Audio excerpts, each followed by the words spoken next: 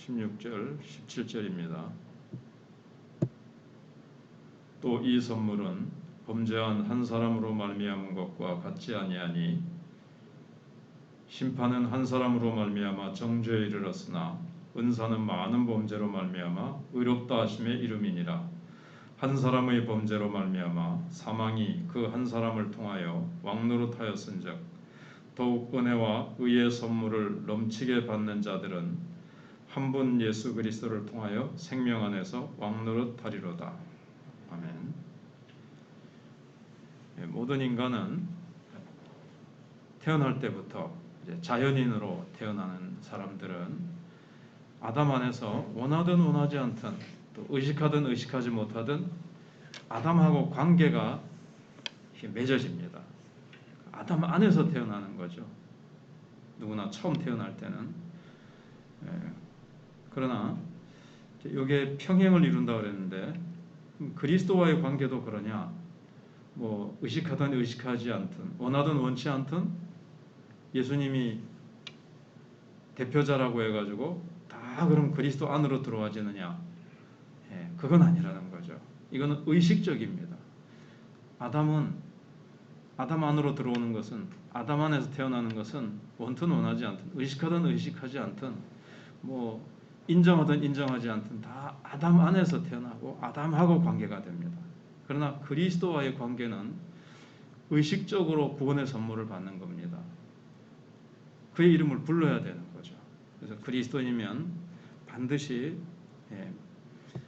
우리가 의롭다고 선언함을 받아야 됩니다. 이쪽은 죄인이다. 선언 안 받아도 그냥 죄인의 상태로 태어나는 거예요. 아담 안에서 태어나면서.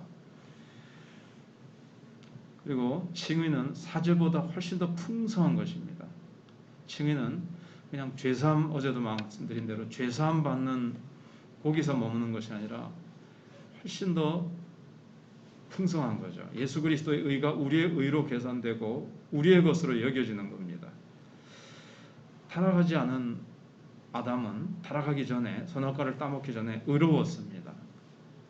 이걸 원의라 그럽니다. 원래의 그 의. 그러나 그것은 그냥 창조된 존재로서의 의였습니다. 아직 시험 받기 전에 그냥 갖고 있는 이제 순수한 의. 근데 예수님의 그 변화상에서 변화된 걸 말씀드리면서 이 순결은 테스트를 통해서 시험을 한번 물리침을 통해서 거룩으로 나아간다 그랬습니다. 그러니까 아담은 순결한 처음에 원래의 원의 창조되면서 받은 의는 있었습니다. 자기의 의죠. 첫사람 아담의 의죠. 그런데 아담은 예수 그리스도의 의를 소유하지는 못했습니다. 그냥 자기의 의예요. 그런데 테스트를 당하면서 승리했으면 참 좋았는데 거기서 승리하지 못하고 따먹어는 범죄함으로 말미암아 그 의를 잃어버리게 된 겁니다.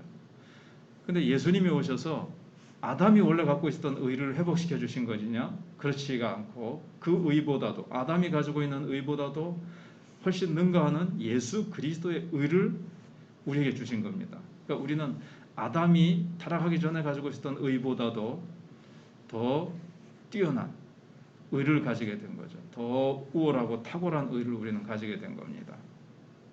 그러니까 아담의 의는 잃어버릴 수 있는 거지만 우리가 받은 예수 그리스도의 의는 잃어버릴 수가 없는 거예요. 그리고 더 중요한 차이점은 아담 쪽에서는 이제 범죄함으로 죽음이 지배하게 됐죠. 근데 예수 안에서는 살아계신 예수 그리스도와 우리가 이제 동일시되는 겁니다. 그 신분과 위치가 우리가 재림 예수가 된다는 것은 아니고 예수님과 같이 하나님의 우리가 자녀가 되어지고 물론 우리는 입양된 자녀입니다. 그리고 하늘나라를 유업으로 함께 받을 자가 되는 것이고 예수의 죽음, 예수님의 부활 다 내 부활 내 죽음이 되는 거죠. 그 다음에 사망은 모든 사람에게 왕노릇합니다. 그런데 예수 그리스도 쪽으로 오면 생명이 왕노릇합니다. 그런데 더한 은혜가 있다고 사도 바울이 말합니다. 한 사람 예수 그리스도로 말미암아 생명 안에서 왕노릇할 것이라는 겁니다. 이 말이 무슨 뜻인가 하면 우리가 영생의 선물을 받고 그 생명이 우리 위에서 왕노릇하는 정도가 아니라 더 높은 수준으로 우리 자신이 생명 안에서 왕노릇하는 겁니다. 사망은 모든 사람들 위에서 왕노릇한다 그랬습니다. 그런데 우리는 생명이 우리 위에서 왕노릇하는 것이 아니라 우리는 생명 안에서 왕노릇한다는 거죠. 그러니까 우리는 생명을 이미 우리 안에 우리가 생명 안으로 들어와서 천국 가서만이 아니라 우리가 잘 아는 대로 여기서부터 생명 안에서 왕노릇하기 시작한 겁니다. 천국 가서 100% 왕노릇하는 것보다는 좀 못하죠. 그러니까 부분적으로죠. 아직 완전히 하나님 나라가 완성되지 않았기 때문에. 그러나 우리는 예수 그리스도 안에서 함께 하늘에 안침받았습니다. 이미 되어진 일입니다. 그래서 이 세상에서도 완전하지는 않지만 예수의 생명 안에서 우리는 왕노릇하게 됐습니다. 이제 사망의 공포에 비굴하게 매여 있지 않고 생명 안에서 왕노릇합니다. 사망아 너희 쏘는 것이 어디 있느냐 하면서 사망을 향해서 소리칠 수 있는 그런 예수 그리스도의 왕적 권세를 우리는 가지고 담대하게 죽음에 대해 예수님이 승리한 그 승리가 우리에게 해당되기 때문에 우리도 사망을 향해서 승리를 외칠 수가 있습니다. 그리고 죄가 그리스도인 위에 왕노릇하지 못합니다. 물론 간혹 넘어지고 실수하기는 하지만 그러나 죄가 우리의 왕은 아닙니다. 왕노릇은 못합니다. 오히려 우리가 생명 안에서 왕노릇을 합니다. 그래서 죄의 지배로부터 그러려면 이제 우리가 자유로워져야 되죠. 그래서 로마서 6장에서 죄가 너희를 주관치 못하리니 이는 너희가 법 아래 있지 아니하고 은혜 아래 있음이니라. 우리는 법 아래 있지 않고 은혜 아래 있어요.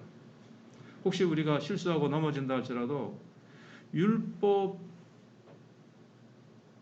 아래에서 율법을 범한 게 아니에요. 그러니까 범법한 게 아니에요. 은혜 아래 있기 때문에 우리는 하나님과의 자녀라는 관계 속에서 우리가 이제 실수한 거죠. 실수하고 넘어진 거기 때문에 그거는 율법 아래 있을 때 율법을 어긴 거하고는 다릅니다. 자녀로서 우리는 하나님의 뜻을 그것도 죄긴 죄지만 정죄에 이른다거나 그 죄에 대해서 심판에 이르는 그런 것은 이제 없습니다. 그래서 우리는 죄에 대해서 승리했을 뿐만 아니라 마귀에 대해서도 승리한 겁니다. 이게 이제 생명 안에서 왕노릇한다는 거죠. 베드로전서 4장 7절에 마귀를 대적하라 그러면 너희를 피하리라. 그것이 바울이 말한 생명 안에서 왕노릇한다는 의미와 같은 겁니다. 우리에게는 사망의 공포가 없습니다. 죄와 마귀의 지배하에 있지 않고 마귀를 대적할 수 있고 그를 도망치게 할 수 있습니다. 그리고 장대하고 영광스러운 일들이 우리에게 다가오고 있습니다. 예수님이 재림하시는 날, 그 놀라운 하늘의 장대하고 영광스러운 그 하늘의 권능과 상상할 수도 없는 하늘의 그 영광스러운 복락들을 예수님이 가지고 오고 계시는 거예요. 그래서 우리는 예수 그리스도의 재림을 사모하고 기대하고 있는 겁니다.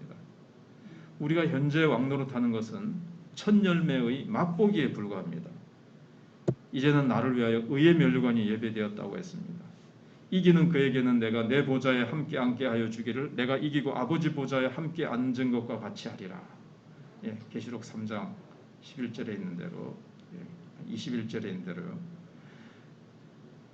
그리고 저희로 우리 하나님 앞에서 나라와 제사장을 삼으셨으니 저희가 땅에서 왕노릇하리로다.